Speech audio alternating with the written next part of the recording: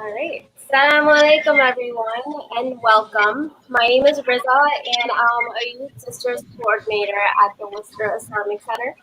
Together with our amazing group of Youth Sisters, I have the pleasure of organizing social events and halaqa discussions for sisters aged 13 to 25 years of age within our community. For sisters 13 to 25 who are interested, please do join our group. We have an event coming up tomorrow. It's an online event at 7 p.m. I'd love it if you could register on the event page on Facebook. There's a registration link also on withmasjid.org. So I digress. Let me introduce the topic that we'll be talking about today, which is a very important conversation we'll be having on maintaining peaceful and respectful relationships within the family. Today we'll be discussing some elements of healthy and unhealthy relationships, and we'll also cover some difficult scenarios that families may encounter concerns of abuse and violence in a marriage. Our panel today will help guide us on psychological, spiritual, and social means of finding peace within ourselves and our interactions with our loved ones, as well as ways to heal from past or current wounds.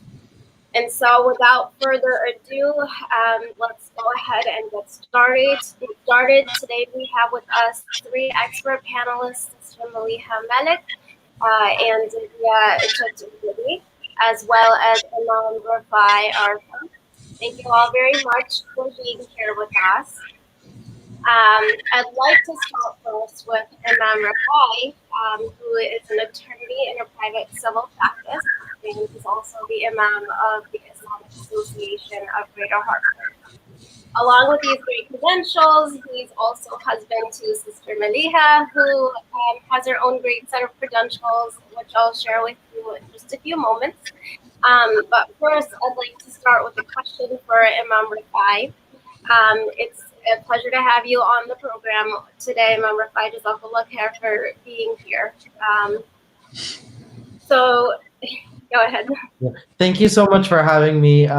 We've been up to Worcester before. We love the community, and I love the fact that you guys have put together this series. I think it's so important to talk about it and be proactive about fostering a positive and healthy relationship before things go south. So, thanks to all the organizers.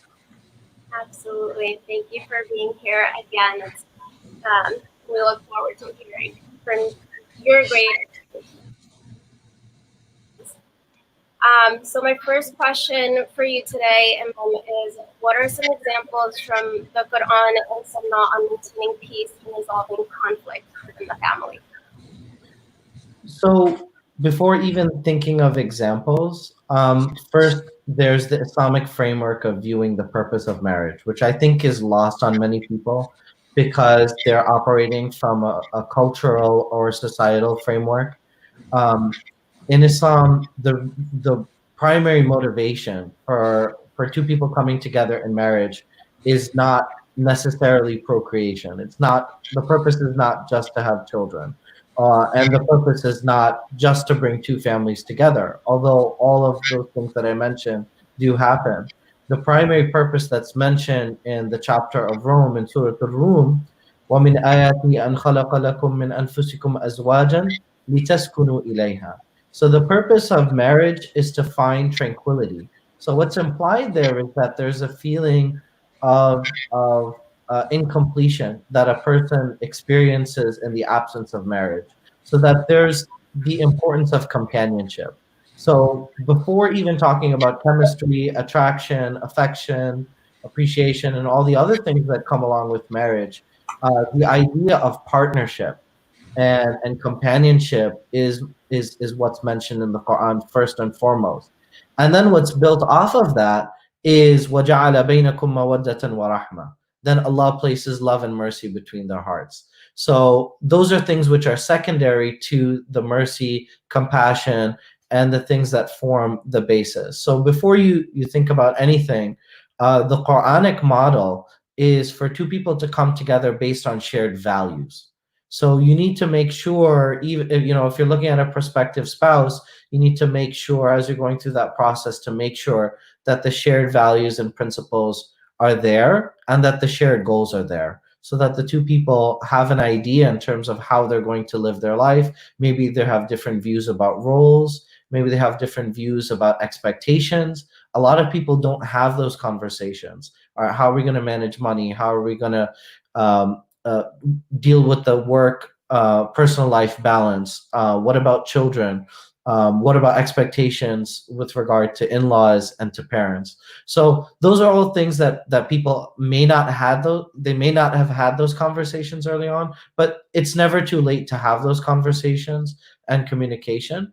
From the Sunnah, there are examples in which conflict did take place. One famous example is the example of Zayd ibn Haritha, for example. He came to the Prophet sallallahu alaihi wasallam complaining about his wife, and the Prophet sallam, and he was complaining because they were from two different socioeconomic classes, and that's a long story for another day.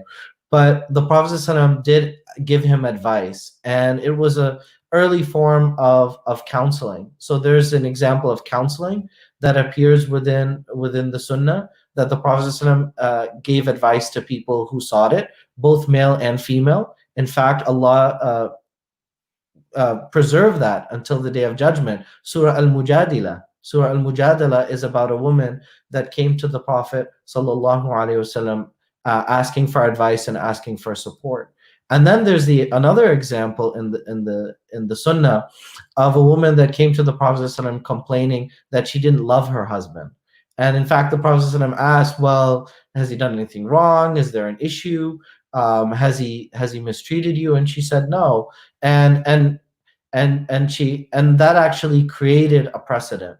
So there are examples, but generally, what I found is Muslims jump straight to mediation, right? And they overlook the counseling part. So there is the Prophet ﷺ acting as a mediator, and the famous verse appears in Surah An-Nisa, "When khiftum shiqaqa baynihima," that if you fear some discord between the two of you, then فَبَعَثُوا حَكَمًا مِنْ أَهْلِهِ وَحَكَمًا مِنْ أَهْلِهَا. So appoint an arbitrator from his family or from his group, and arbitrator from her group. So a lot of people jump straight into arbitration. They're like, okay, we need to find out whose fault it is. We need to go through a mediation process and resolve the issue. In many cases, the issue is just poor communication. So to answer your question about the Quran and the Sunnah, to recap, make sure that there are shared common goals, and that there is a connection that is deeper than just, okay, well, these are your roles and these are my roles, but that there's something on a spiritual level. Then consider whether the communication can go through improvement, and see whether the each or both can benefit from counseling. And then the third point is that if it's beyond counseling and there is a trust issue, or there is a conflict point involving family or involving personal issues, if there's infidelity, then it's escalated, and then you go into the arbitration mode, which is described in the Quran. A lot of people jump to that, but really what they need is the presence of a good counselor.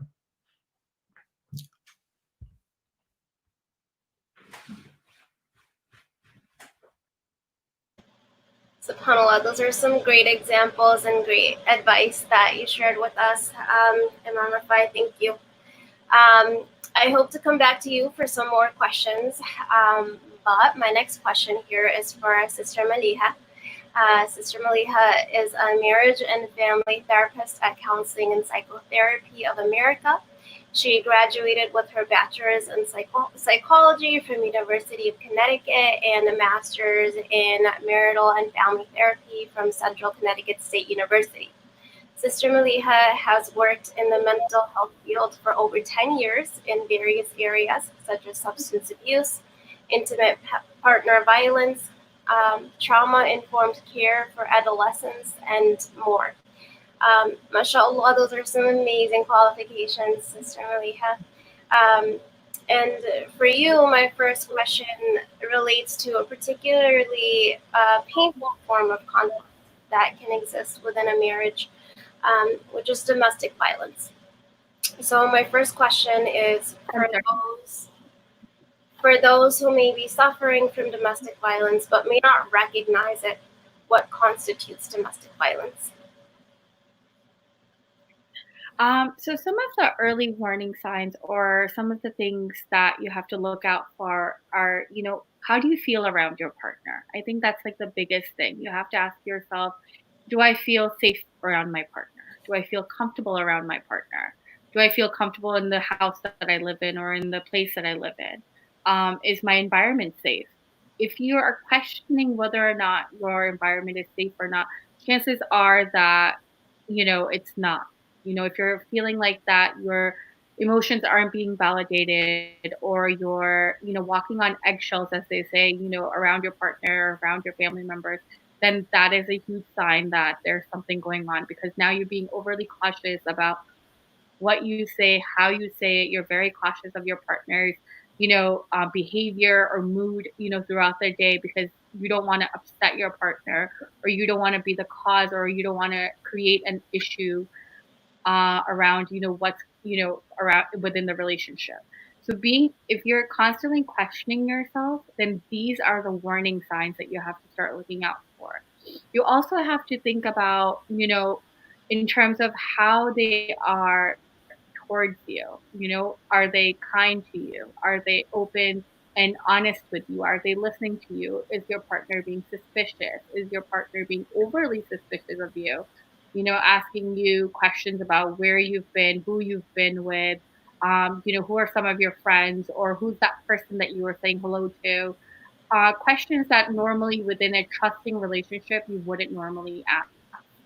Um, so when you're being asked these questions, those are signs that there's something going on within your relationship that is not healthy, and that these are going to now lead to situations where you're going to start feeling more unsafe, and you're not going to be wanting to be around this person or this person somehow lashing out at you.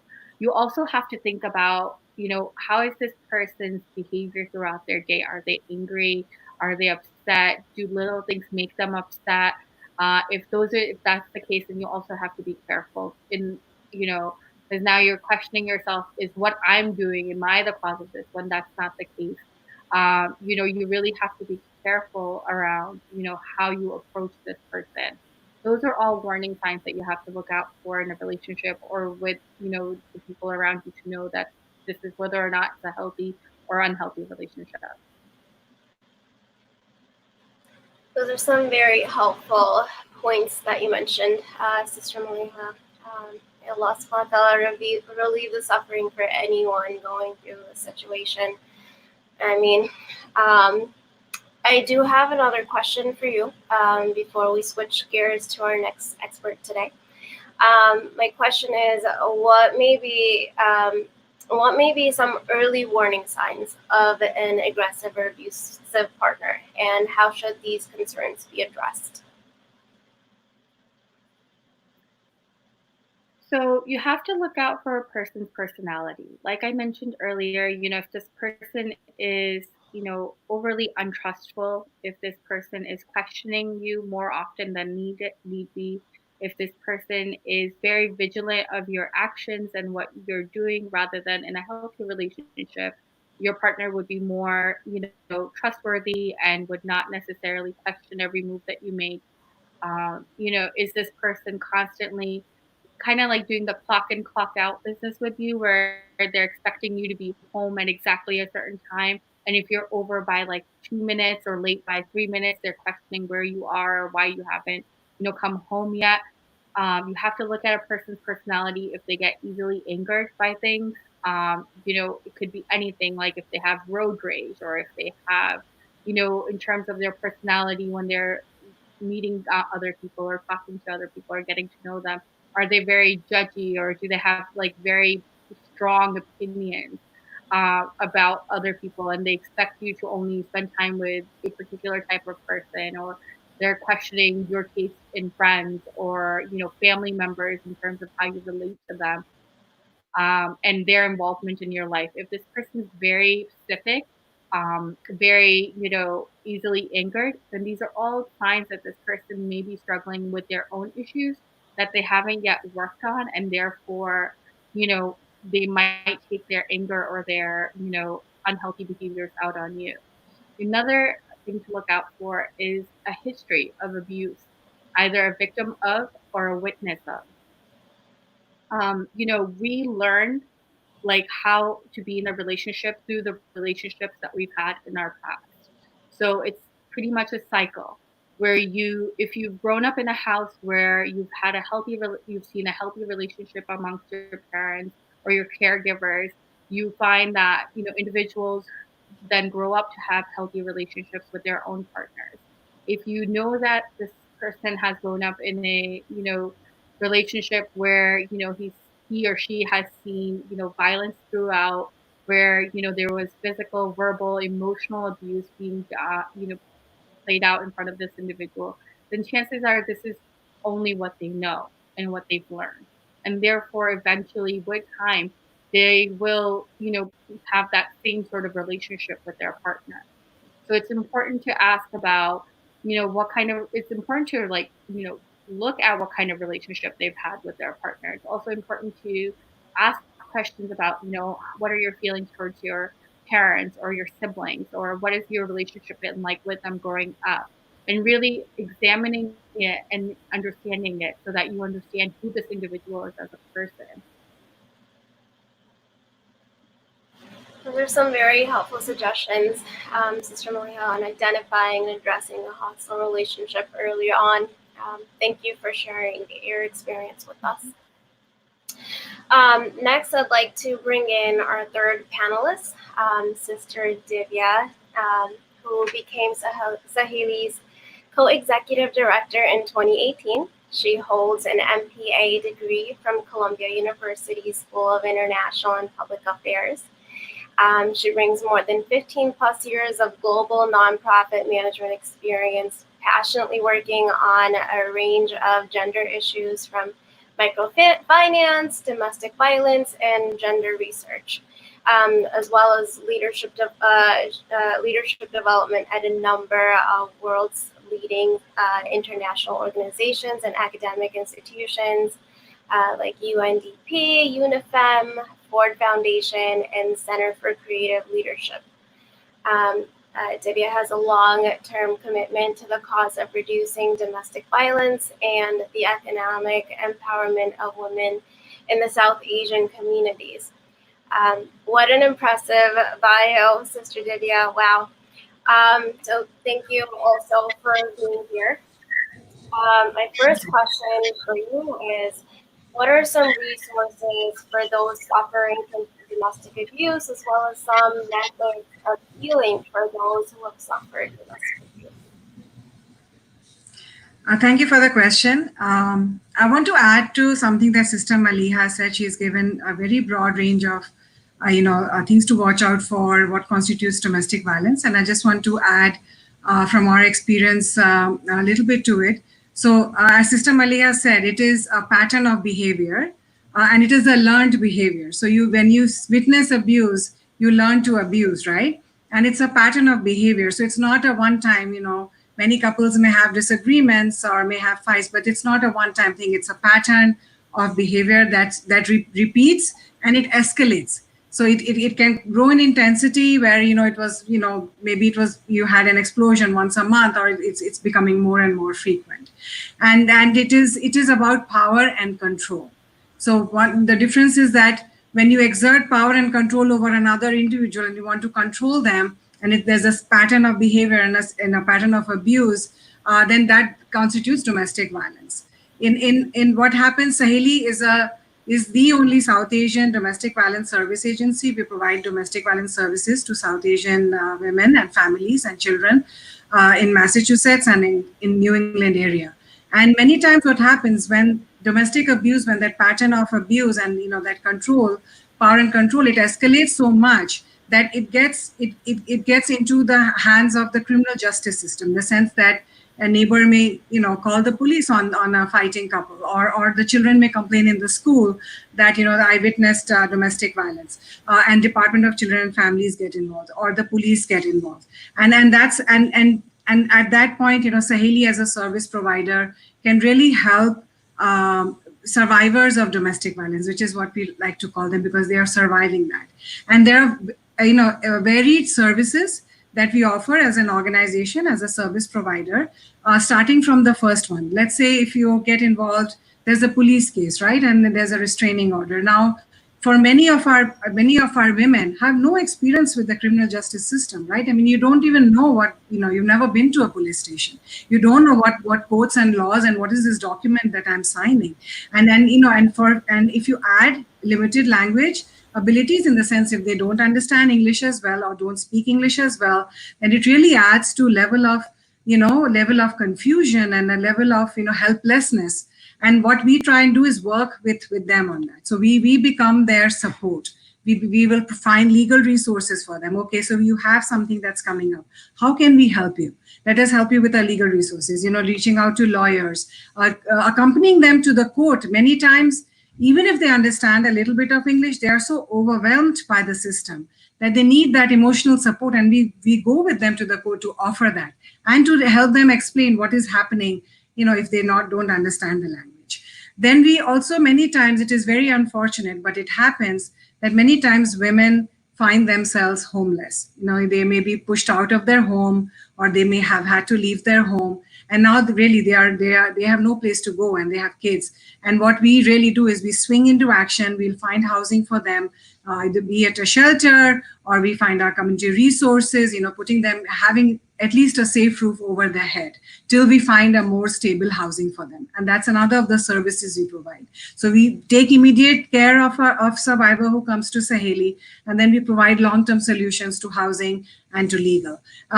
We offer emergency financial assistance because unfortunately we have seen there have been cases where women have come to Saheli and they have not had a single dollar on them. They don't have money to either take a taxi, afford a hotel, or even buy medicine and food or diapers for their kids. So we provide emergency financial assistance to them at that point, so they can at least take care of their basic needs when they have come to Saheli.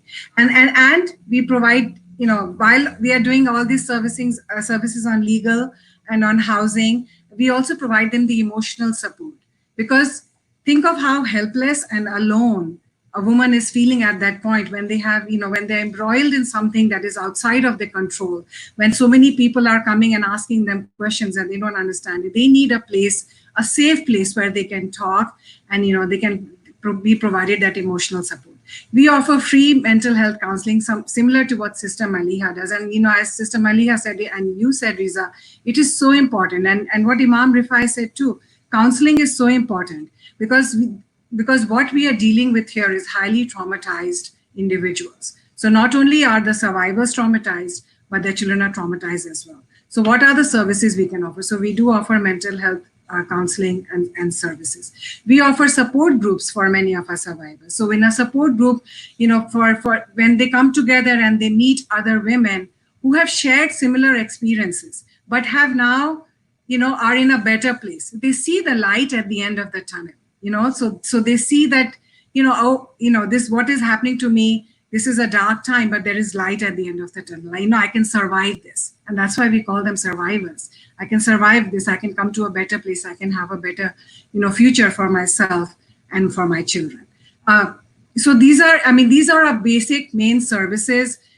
So many of our little things go into that. We provide public benefits advocacy. For many of them, we will connect them to, if they need food benefits for their children, if they need a housing voucher, if they need the unemployment, we help fill out forms for them.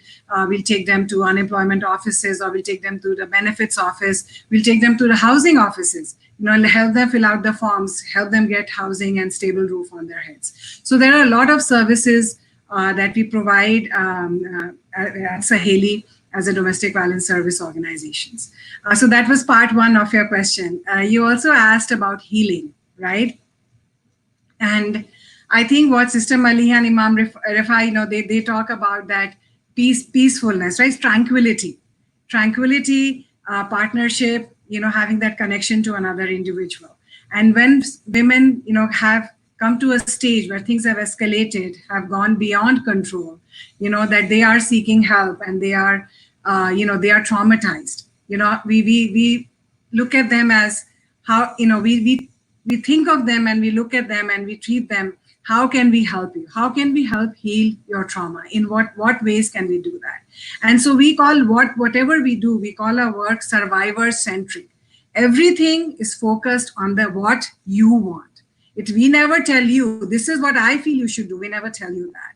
We work with you what you want, because, you know, every individual is unique, right? What your needs are, you know, and what someone else's needs are will be very different. What we offer you is a safe place, and we offer you services, but ultimately the choice is yours. What is your choice? What do you want to do? And, you know, in what ways can we help you heal? So, you know, and Sister Maliha, of course, can speak more on the trauma. When you are traumatized and you're suffering from PTSD, from post-traumatic stress, you know, it comes out in different ways, in actions, in behavior, you know, and you may not, at that time when you are triggered and you are helpless, you may not be even in a safe place to actually think about healing. So first we need to address that PTSD, you know, bring you to that safe place, you know, and you know, something like prayer, meditation, you know, connecting with people that you love, you know, anything that brings you to the place where you can now start thinking about healing. And then we offer you know, our support groups are a healing, you know, place of healing, where we bring in different things. We'll talk, you know, meditation, you know, getting support from people, you know, even just taking deep breaths, even learning to cook healthy. All of those things, you know, how you can heal from this trauma. We do all of those things. And then, you know, the connection that you make with other survivors and you make with us as domestic violence advocates, that, you know, that go on longer than many times our survivors, even when they have healed and now they're in much better place, they will come back to us, you know, just to connect and say hello, or, you know, or tell us, you know, something new has happened. I got a new job, or my kid went to college. And that is what makes this whole work worthwhile. You know, it's just helping that one person at a time. And it makes everything worthwhile. And I applaud what Imam and, you know, Rafa and my, you know, Sister Maliha have been doing with survivors, providing them that safe place to heal from so much trauma that they have gone through. Thank you. Well, it's so good to hear about the different avenues and all the services that Saheli provides for survivors of abuse, so that they can seek help and seek recovery. And I pray that anyone who's suffering from the pain of domestic violence finds the courage and will to seek help through some of the resources that you mentioned. I have another question, more specifically to your experience with the South Asian community. So you did mention, my question is, what are some of the unique challenges encountered specifically by women of South Asian descent when it comes to domestic abuse, and how does it help to address these challenges? You mentioned one of them already, which was the language barrier. I wonder, what other challenges do you encounter at Saheli? Thank you. I do want to mention one thing that I didn't before, was that our services are free and they are confidential. We maintain very high degree of confidentiality because we are a small community, and, you know, we need to create that safe space for survivors where they can tell us their story without, you know, hesitation, so that we can help them. So I do want to say that first. There are some situations which make South Asian women very vulnerable to domestic abuse. So there are, you know, we sometimes there are cultural barriers. We come from a culture which may place an, you know, undue burden on a woman, or have an expectation that she's not able to fulfill, and then punish her if she's not able to do that. So there are some of those cultural barriers that we face when women come to us, you know, and for many of them, there is the shame and stigma, you know, of you know, not being able to work their marriage, you know, or not being able to provide a home for their children, or even for working out, you know, in the last resort.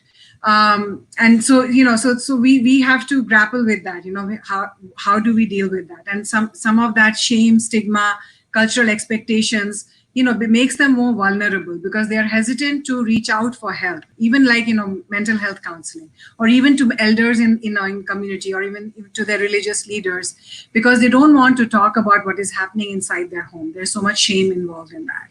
So when they are not getting the help, it is making things worse, right? It is traumatizing them again and again.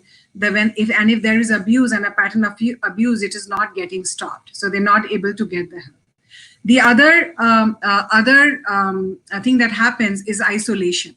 So for many of our survivors, they come from India, Bangladesh, Pakistan, Nepal. They are coming here. They may have early marriages, or even when they come later, they may not speak the language, and they may not be eligible for work. They may be on dependent visa. They may not have skills to go out, or their family may not let them work. So what happens? It isolates them. They're completely isolated. They don't know about the mainstream culture. They don't know how to talk to teachers if their kids are going to school.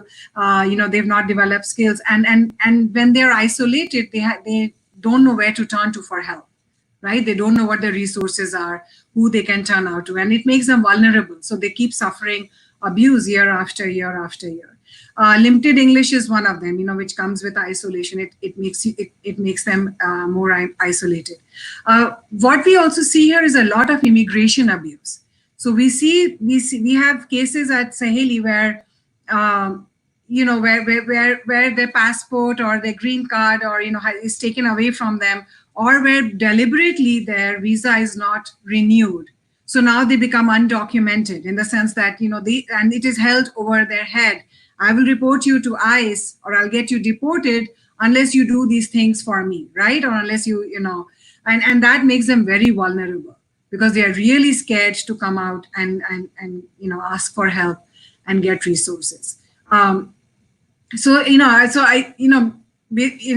cultural practice, some of the cultural practices, some of the harmful cultural practices, isolation, language barriers, immigration barriers, all of those things really make women from South Asia vulnerable to domestic abuse, and they also act as barriers to accessing help and services. So it holds them back from coming out and getting help and services. And like Imam Rifai said, there are things that can be fixed early on, with proper help and support and resources. But because of the shame and stigma, because of language and because of isolation, they may not be getting that help that they need. Thank you, Sister Dia, for sharing your valuable insight. It's definitely hopeful to hear about the ways in which Saheli can help to address some of these more specific issues that women of from the South Asian community can go through, and help them on the path to healing. Thank you so much. I'd like to turn back to Imam Rifai for a question.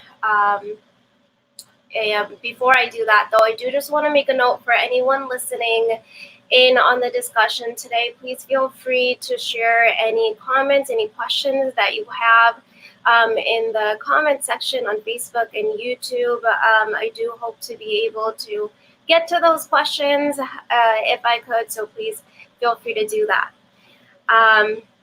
So Imam Rifai, thank you for bearing with me here.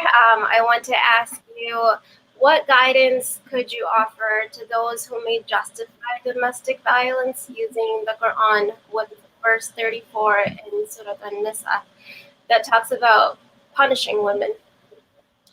Well, I think as soon as you open a discussion to trying to interpret the Quran, the first place that you're going to look is how the person the Quran was revealed to understood it. Right? Before you get to the linguistics, before you start analyzing it and looking at other textual evidence, you're first going to look at what did the Prophet Muhammad sallallahu alaihi wasallam think about this verse. It has become so famous in some of the Muslim majority countries that they've given it a name, Ayatul Darb, the verse about striking. And I think it's one of, if not the most misunderstood ayah in the Quran, it's one of them, because it actually is meant as a way of deterring people from introducing control, aggression, and violence within the scope of within that relationship, within the marriage, because you have to understand the context. In the Arabian Peninsula at that time, it was commonplace. Women didn't own property, they didn't have individual rights, and if their husband was abusive, there was no recourse. They didn't have an organization like Saheli, for example, that they could go to. They didn't have leaders in society who would, and in many cases, unfortunately, Muslim majority countries or Muslim communities are similar, where the victims, the survivors of domestic violence are told, well, you should forget about it, you should tolerate it, you should get over it, or even worse, you should just get used to it, rather than doing something about it. And unfortunately, for many, that's where it actually becomes worse and worse, because some women feel that they should just have to live with that, and so as a result, the abuser is emboldened, because he's like, he starts to think, well, it's her fault, and then she's, in many cases, that's what the abuser actually verbalizes, is, well, I don't want to hurt you, but you're making me do that, and those are things that I think we've seen in many cases. But going back to the verse, the Prophet ﷺ himself, by the testimony of Anas ibn Malik, who served him for almost a decade, said that I never heard him strike or hurt a person. His wife Aisha radiallahu anha said in another hadith that the Prophet ﷺ never struck a woman in his life, right? And so Anas is saying he never struck a person. His wife, who knows him better than anyone, says he never ever struck a woman during his whole life. And we know that he was a model of compassion and mercy, rahmatul muhda, a gifted mercy to the universe. But deeper than that, the Prophet ﷺ poses a question to us as Muslims. It's a rhetorical question, but it's one that should cause us to pause and reflect. He said, how is it possible, and I'm loosely translating it. He said, how is it possible that a man would strike his wife in the day and then seek comfort with her in the night? So the Prophet ﷺ is asking us a deeper spiritual question, which is that violence and abuse has no place in marriage, because what it does is it introduces control rather than compassion and communication. So it actually, when we talk about sakina, when we talk about peace and tranquility and harmony in the house, the abuser introducing violence or introducing abuse or control is making that sakina impossible, right? Because marriage is supposed to be an institution that brings two people closer to each other, where both of them feel safe. In Surah Baqarah, Allah says, "Hunna libasul lakum wa antum libasul lahun," right? That they are garments for you and you're garments for them, right?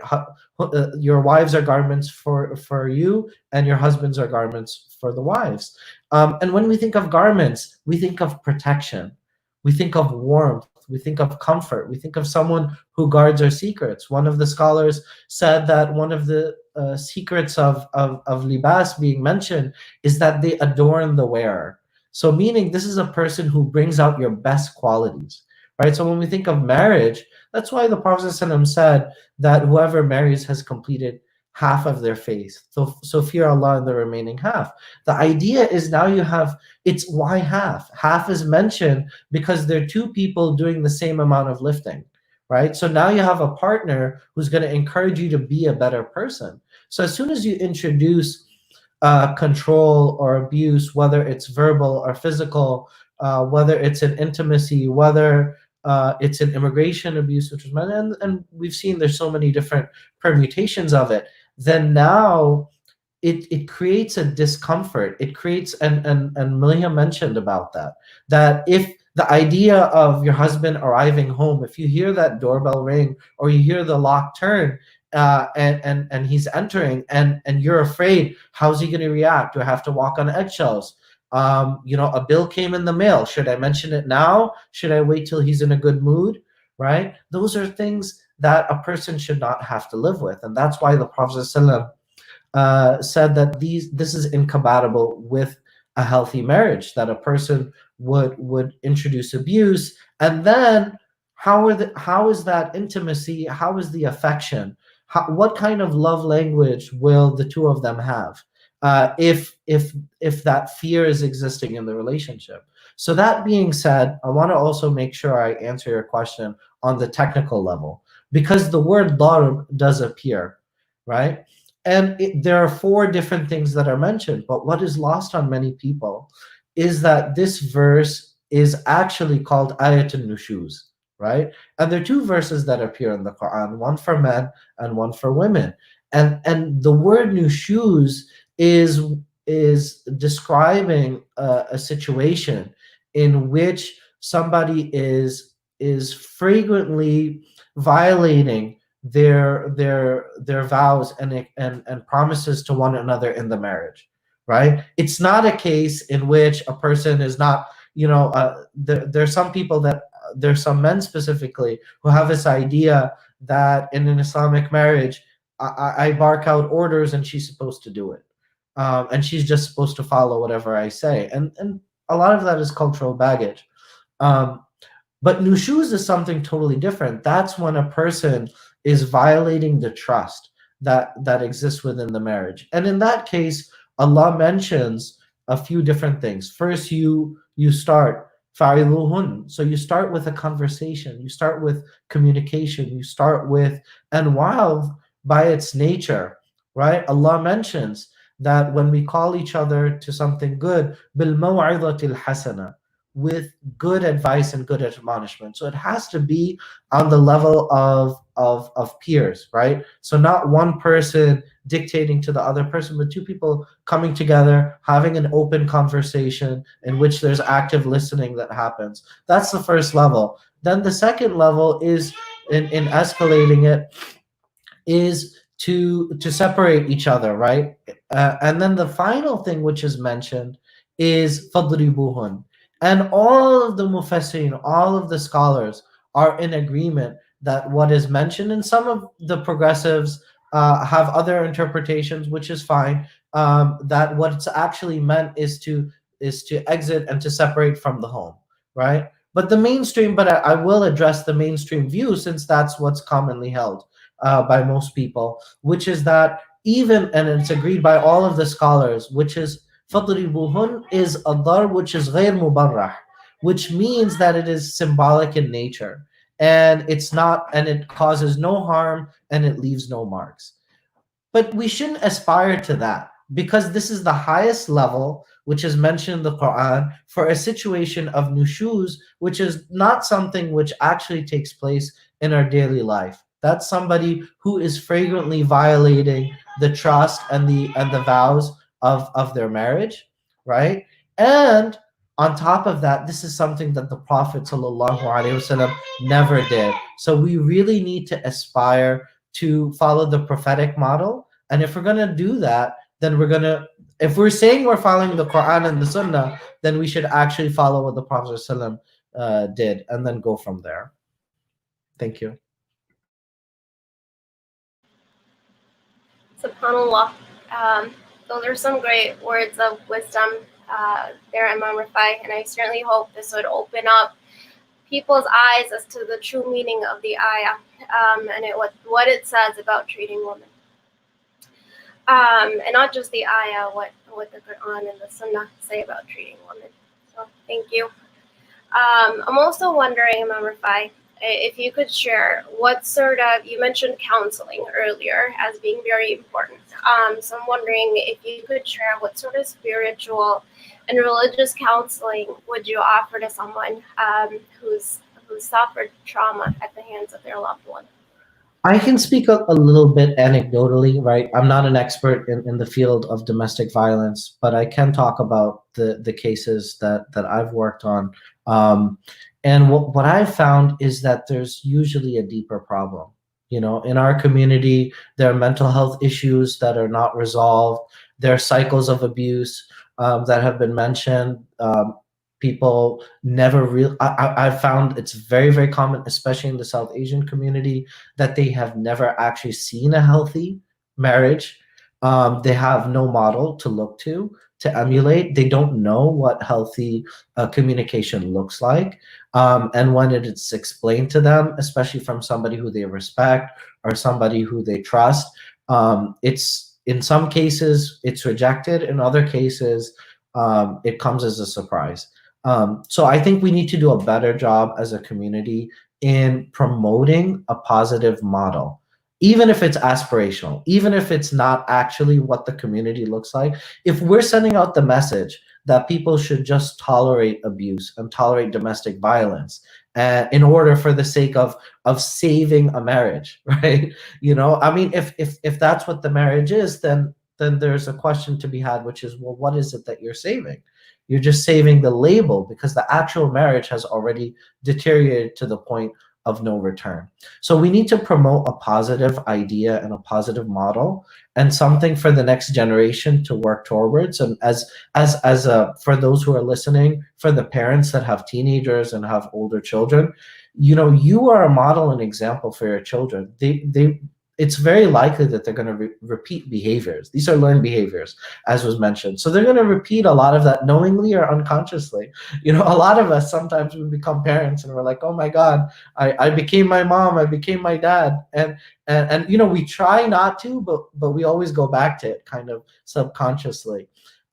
So what I have found is that there's a deeper spiritual issue. There are people who have insecurities. This is very common among men that are violent and abusive, is that they actually lack confidence. One of the great scholars, he said that abusive men are the ones who are lions, who are kittens outside of the house and lions in the home, right? So because they're insecure, because there's a problem perhaps with their employment, perhaps with their level of achievement, something that they're dissatisfied with, they need to assert that confidence and control and power in the home. Because a confident man is going to treat a woman with respect and with admiration and with love, right? A person who treats somebody and puts somebody down, that means that there's a deeper mental health or personality disorder that might be at play. So the more that we promote counseling, my experience, unfortunately, is that Muslims, as soon as you say counseling, they're like, no, our marriage is fine, right? So usually the word fine means things are not really fine, right? So if we promote this as something that there's always room for improvement, and that counseling doesn't mean that you're broken. People think that, oh, if we go to counseling, then we're going to get divorced because the counselor is going to tell us to get divorced. A lot of Muslims think that. That's actually not what a counselor does. And I'll leave it to our other experts to talk about, well, what counseling is. But, as an imam, we don't have the training. So what I typically do is I will refer them to somebody who does.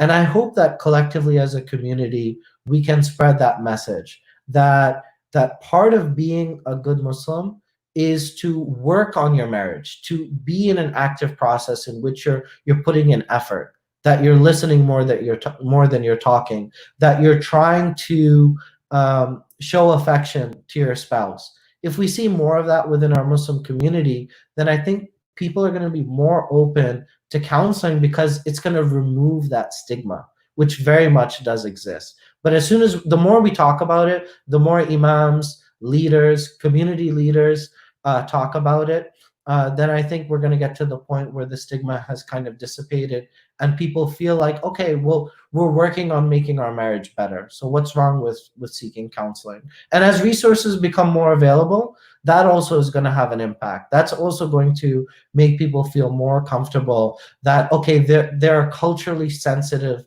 providers that will understand. This is something that I hear a lot, particularly from Arab women, from South Asian women, that, okay, well, I'd like to do counseling, but I think the counselor is going to judge me, or that they won't understand what I'm going through, or they won't understand the pressures that I'm receiving from my own family.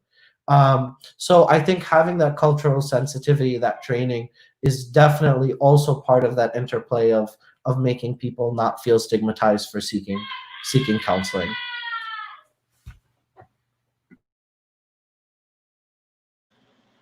Thank you for sharing that guidance, Imam Rifai. Some very helpful words there. And along the same lines, I would love to turn it over to Sister Maliha for a similar question.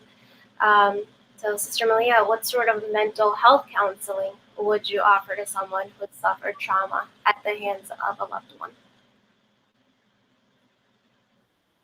Sure. So, normally I would recommend someone to go for individual counseling, but only after they've learned or have gone through some sort of treatment process to learn about intimate partner violence. I think it's important for them to understand what led to their current situation, not because it's their fault, but rather what were the circumstances, how they to gain insight into their individual situation and get the support that they actually need before they come into individual counseling.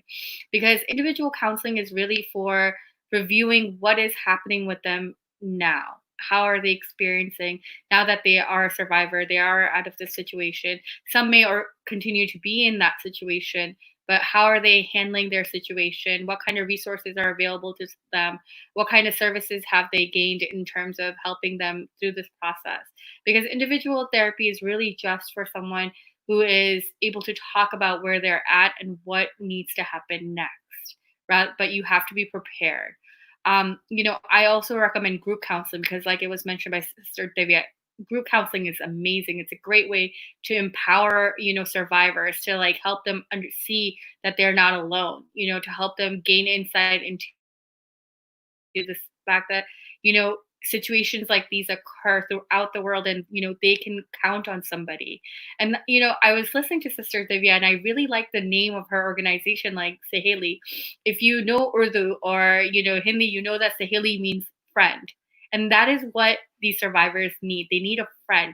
They need someone who they can count on, who they can reach out to, who they don't feel that they're being judged by, someone who they can rely on, to help them. Because many times they can't go to their family members. Many times they can't go to someone within their own community. And they really just need that one person that they can count on and just be like, I need a friend to talk to about what my experiences have been throughout throughout this situation. I do recommend couples counseling if the couple decides to remain in the relationship. However, I always say that the couple has to go through again some form of DV treatment. They have to make sure that the person who is, committing the violence has to go through anger management, has to learn about his or her own, situation and what they're experiencing or have experienced or have led them to this point in their life, in order to gain that insight before they can rebuild that relationship that they have with their partner. And I say his and her for a reason. I know a lot of the times it's really focused on women experiencing domestic violence, but rather it's quite common for men to experience it as well, through their partner. And many times it's not reported by men. It's, very underreported. So it's important to know that there are men in the Southeast Asian culture as well as in the Arab culture where they do experience a lot of domestic violence, but they just don't report it because of there's a lot of shame, there's a lot of guilt, there's a lot of that feeling of like I'm not, quote unquote man enough because I'm experiencing this in my home. But rather it's like they experiences is some do come to therapy, some do talk about it, some are able to, get the empowerment that they need in order to share their experiences. But really it's all about self, confidence, rebuilding their confidence, because when you go through any sort of emotional abuse or physical abuse, your confidence is crushed. You feel worthless. And so, the individual counseling is really to help them empower and gain that confidence back, and to know that, they are worthy and that they have so much to offer to not only themselves, but their families and their children and, their themselves. And it's important to be able to review the victim's experiences and say, look at how much you've been through and look at where you are now. And that's also again part of the self-confidence, part of building their self-esteem back, and empowering them to know that you can continue to move forward. So those are some of the things that counseling can help with, or coming into therapy can help with when it comes to surviving a domestic violence incident.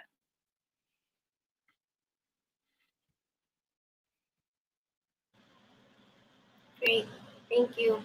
Those are some definitely very empowering, uplifting points that you brought up that, hopefully survivors can go through that sort of individual and group or marriage counseling, whatever it be, to help them heal.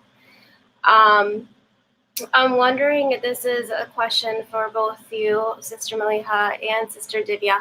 I'm wondering how can someone access the resources that are available through Saheli, and also through the Counseling and Psychotherapy of America organization that you work for, Sister Maliha.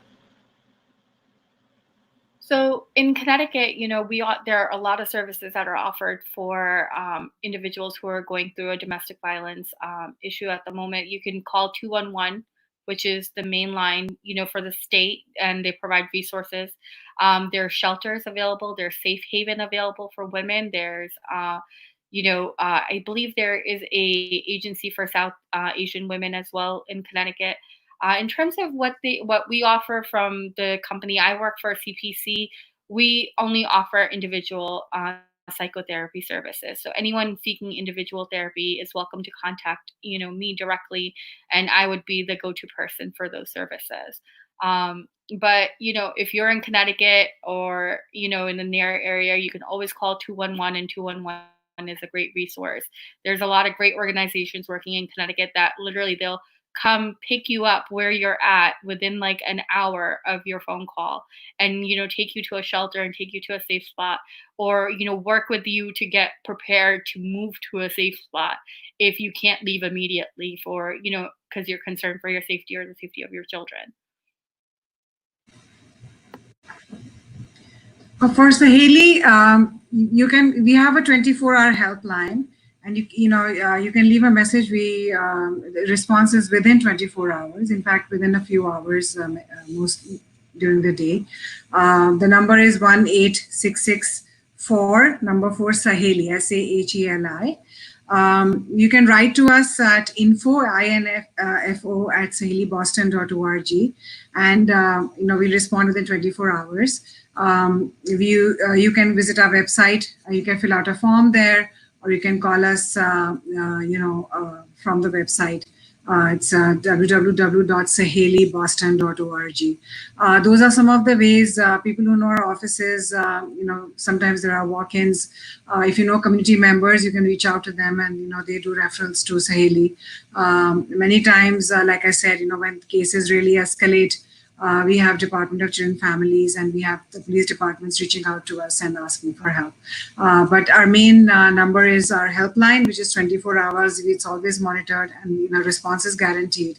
Like I said, we offer free and confidential services, and we help with everything, like Sister Maliha said, right from shelter to housing to legal and other needs of survivors. Great, thank you for sharing how citizens can access those services. I appreciate that. And thank you all for the guidance and the expertise that all three of you provided today. I certainly hope the discussion today has been helpful for those watching. The lost part of our homes is love, peace, and barakah, in every sense, and may He help us foster healthy relationships with those around us, and especially with our loved ones. I mean, Jazakallah khair for joining us today, everyone. I'm just looking to see if there's any questions in our chat box, in our comment sections, and I don't see any questions written there. Certainly, if anyone has questions or concerns about the discussion we had today, please reach out to us, either you can email us on Facebook or send an email to thewithmaster.org. And that concludes our discussion for today. So I hope you all have a great night and weekend, everyone. Assalamu alaikum wa rahmatullahi wa barakatuh. Wa alaikum assalam wa rahmatullahi wa barakatuh. Thank you so much. Thank you so much.